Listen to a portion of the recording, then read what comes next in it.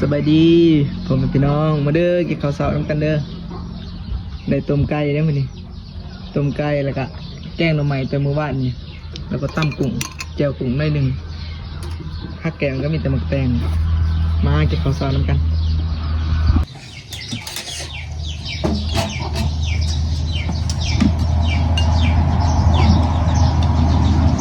มาผมพี่น้องกินข้าวแจ่วกุ้งก่อนนะ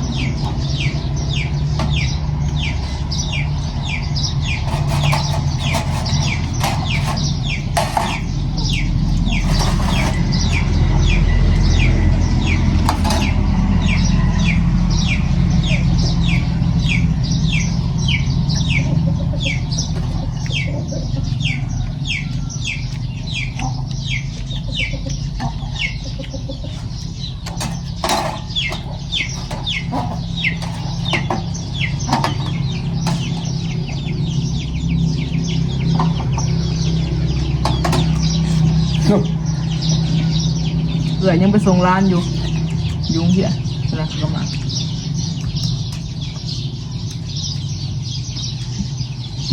ขึ้นไกลขึ้น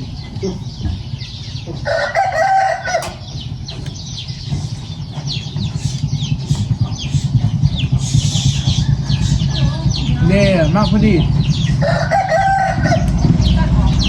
เอาขนมพวกไข่แม่มึงกินอีกแล้ว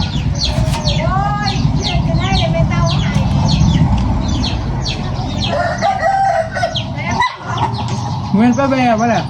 เอาเฮ้ยได้กินขนมป้าแบวที่ไม่ได้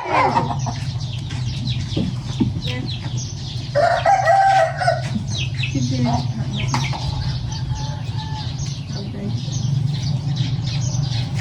เฮ้ยไปตั้มเลยเด้แม่ตั้มแล้วตั้มแสบอีกบ้าเก่ง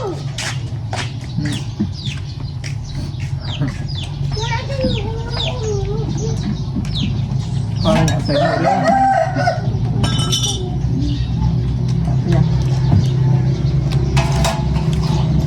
สบายดีป่ะสบายดีสบายดีคนละเดียว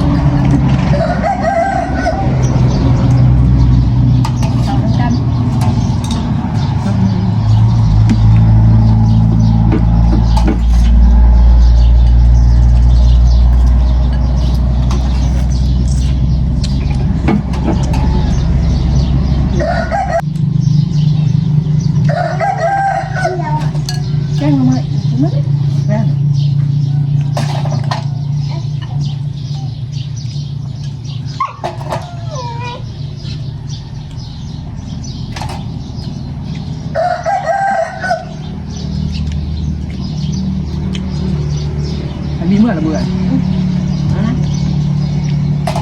ขึ้นหรือบอกเขา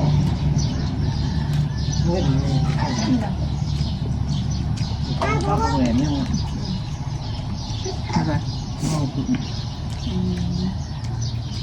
ก็คือได้เขามางานทุกบอก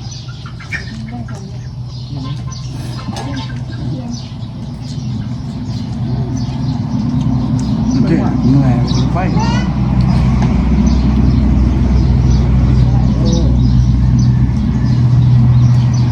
น้องตัวใดเดือดพุ่งสั้น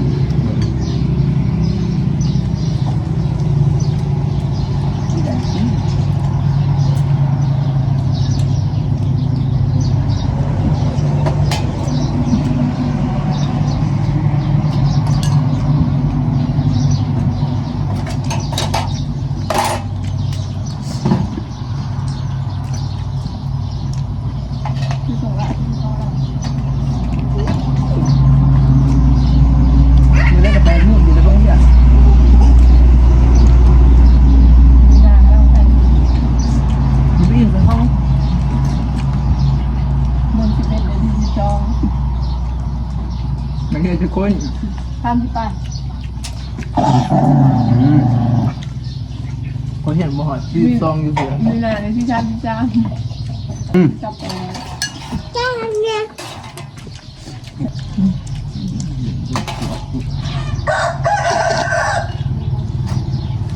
เจ็บเลย งอลงมาอีก ไม่รู้จักกัน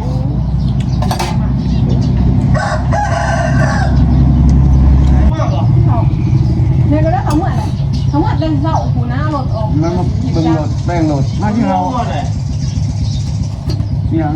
เนี่ยพื้นที่พื้นที่ไหนสัก มันเมื่อ พ่อเกามืออ่านแล้ว เฮ้ยก็อยู่ห่างมันน่ะไปเฮ้ย มันบุงัดเลยเนี่ย อะไรกัน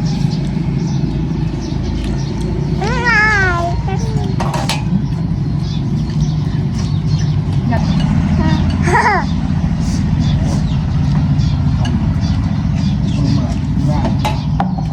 ไม่เนี่ย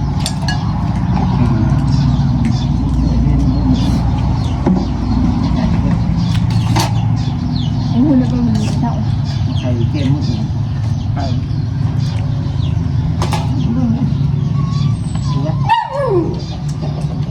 จะมาอยู่กิน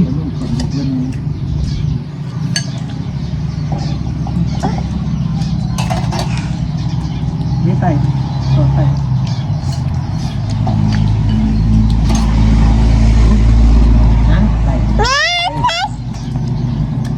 มาลิ้นมาเลย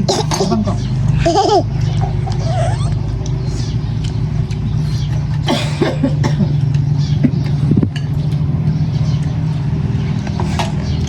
อ้าวมันเหนื่อยสุดจังกูจะเอากันทำไม ทีเดียวลุง ถ้าเขาเนี่ย ใส่เขางับ เรียกกันทำไมนั่งกว่า มันว่ามูล เขาเห็น แก้มาใหม่ว่าเราจะ